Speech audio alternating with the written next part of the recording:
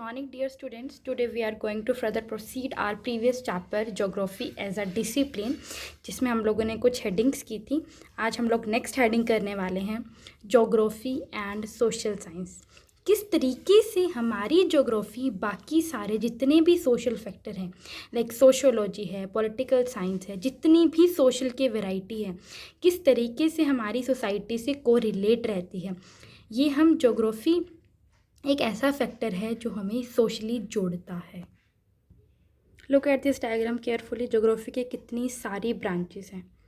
Next देखिए, physical geography and natural science.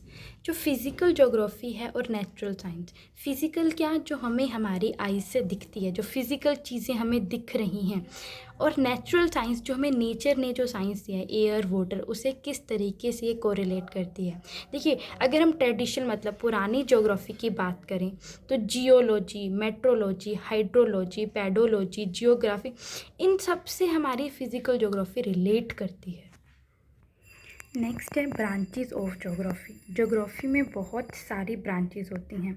Major approach क्या है, एक सिस्टमेटिक और एक रीजनल. दो तरह की ब्रांचेस आपको ज़्यादा देखने को मिलेंगी. और ये जो दोनों ब्रांचेस हैं वो किसने हमारे सामने प्रेजेंट की थी, that is Alexander von Humboldt. Carl Ritter नाम के पर्सन ने कब, 1779 से 1859 तक के लिए. अब देखिए, branches of geography systematic approach में कौन कौन सी हैं. Physical, human, bio.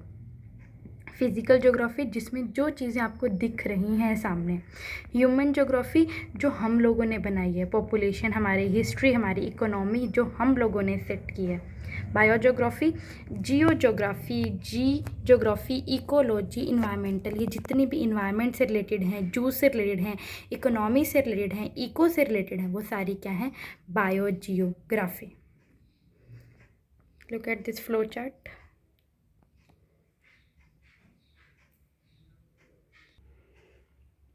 नेक्स्ट है हमारा फिज़िकल ज्योग्राफी और उसकी इम्पोर्टेंस. जितनी भी फिज़िकल ज्योग्राफी है, अब देखिए फिज़िकल ज्योग्राफी में क्या क्या आता है. फिज़िकल ज्योग्राफी में आता है लिथोस्फीयर, एटमॉस्फेयर, हाइड्रोस्फीयर, बायोस्फीयर. जितनी भी लेयर हैं हमारे अर्थ की जो हमें दिखती हैं, जब हम फिज़िकल ज्योग्राफी की स्टडी करते हैं, इसके अंदर चीज़ों को किस तरीके से, जो नेचुरल रिसोर्सेज हैं, हमें उन्हें किस तरीके से मैनेज करना है, ये चीज़ हमारे सामने निकल के आती है. किस तरीके से हमने सस्टेनेबल डेवलपमेंट का यूज़ करना है कि आज की जनरेशन भी नेचुरल रिसोर्सेज का यूज़ करे और आगे आने वाली जनरेशन भी नेचुरल रिसोर्सेज का यूज़ करे. क्लियर. ये थी इस चैप्टर की कुछ इंपॉर्टेंट टर्म्स. अब हम शुरू करेंगे इस चैप्टर के question answers. Like first question है, व्हाट इज़ ज्योग्राफी. जैसे कि मैंने आपको बोला, ज्योग्राफी दो वर्ड्स का कॉम्बिनेशन है. कौन कौन से वर्ड्स का, जियो जिसका मतलब होता है अर्थ, और ग्राफिस मतलब जिसका मतलब होता है राइट टू डिस्क्राइब. तो लिटरली क्या मीनिंग हुआ ज्योग्राफी का, अर्थ की वो सारी चीज़ें, अबाउट द अर्थ जिनके ऊपर हम रहते हैं, जितनी भी चीज़ें उसके अंदर आती हैं, उसका नेचर, उसका स्कोप हमारी ज्योग्राफी है. किस चीज़ की स्टडी हम लोग ज्योग्राफी में करते हैं. Why do geography study, what do geography study. कितने हमारे अर्थ सरफेस में कितने वेरिएशंस आते हैं, कैसे प्लेस टू प्लेस हमारा क्लाइमेट, हमारा वेदर डिफरेंशिएट होता है. इसके अंदर हम लोग कोज एंड इफ़ेक्ट रिलेशनशिप के बारे में स्टडी करते हैं कि किस तरह चीज़ें डायनेमिक हैं बट स्टैटिक नहीं हैं, किस तरीके से ये चीज़ें हमारी अर्थ को अफेक्ट करती हैं. क्लियर. नेक्स्ट क्वेश्चन देखिए, geography is linked with astronomy, explain. किस तरीके से एक ज्योग्राफी ने लैटीट्यूड के साथ एक्सप्लेन किया हुआ है. देखिए, ज्योग्राफी में हम दो चीज़ों की स्टडी करते हैं, लैटीट्यूड एंड लॉन्गिट्यूड. मतलब कि जो मैप है और जो हमारा जॉइड है उसे हम मिक्स करते हैं, उसको लिंक करते हैं एक दूसरे के साथ. दो डायमेंशन प्रेजेंट किए जाते हैं. 3 डायमेंशनल ग्लोब क्या है, 3 डायमेंशनल रिप्रेजेंटेशन है. ये एक आर्ट है जिससे मैप प्रिपेयर किए जाते हैं. किसने सिस्टमेटिक और जियोग्राफिकल अप्रोच दी थी, नेम मैंने आपको मेंशन किया था, अलेक्जेंडर वॉन ह्यूमबोल्ट ने दी थी. 4 मेन ब्रांचेस क्या है फिजिकल जियोग्राफी की, geomorphology, climatology, hydrology and pedology. Human geography की ब्रांचेस कौन कौन सी हैं, physical geography, human geography and interaction of two, इन दोनों का इंट्रैक्शन. क्लियर. देखिए next question, You have seen elephant, deer, earthworm, trees, grasses. Where do they live or grow? What is the name given to the sphere? Can you describe some of the important feature of this sphere? वो क्या बोल रहा है, आपने elephants भी देखे हैं, आपने डियर हिरन देखे हैं, अर्थवर्म्स देखी हैं, ट्रीज़ हैं, ग्रासेस हैं, किस तरीके से ये रहती हैं और ये ग्रो करती हैं। देखिए elephant, deer, earthworm, tree, grows, ये फिज़िकल इन्वायरमेंट में रहती हैं जो हमें दिखाई देता है। और ये क्या क्या होते हैं फिज़िकल इन्वायरमेंट के? देखिए फिज़िकल इन्वायरमेंट में नेचुरल फिनोमिना होता है जैसे क्लाइमेट, सॉइल, वेजिटेशन, और फिज़िकल इन्वायरमेंट को हम लोग इकोसिस्टम भी बोलते हैं। Clear? You have seen a tennis ball, cricket ball, an orange and a pumpkin. Which one among us these resemble the shape of the earth?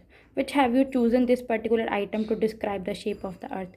देखिए उन्होंने कुछ एग्जाम्पल दिए हैं, वो बोल रहे हैं किससे आप अपनी अर्थ की शेप बताएंगे, तो आंसर क्या है? ऑरेंज।